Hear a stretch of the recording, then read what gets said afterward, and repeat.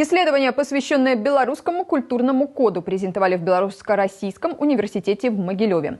Аист на крыше, зубр в лесу, василек во ржи. Для туриста красивая картинка. Для нас культурный код. Значит, сигнал, который мозг считывает на автомате и включает чувство «это свое, родное».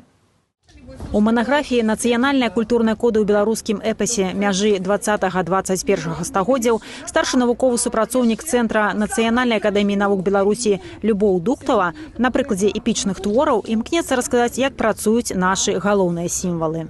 Код – гэта тое, што кожны чалавек успрымае як штосьці важнае, як штосьці сваё.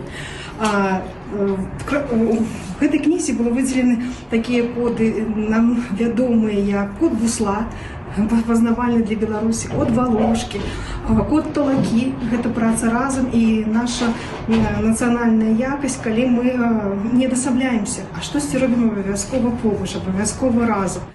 Зубр і бусел – візітоўкі нашай краіны. Кужель – адлюстраванне нашай працавітасці, а самы цёплы код – палеская мадонна. Гэта выява жанчыны-працаўніцы, клапатлівай маці і захавальніцы сям'і.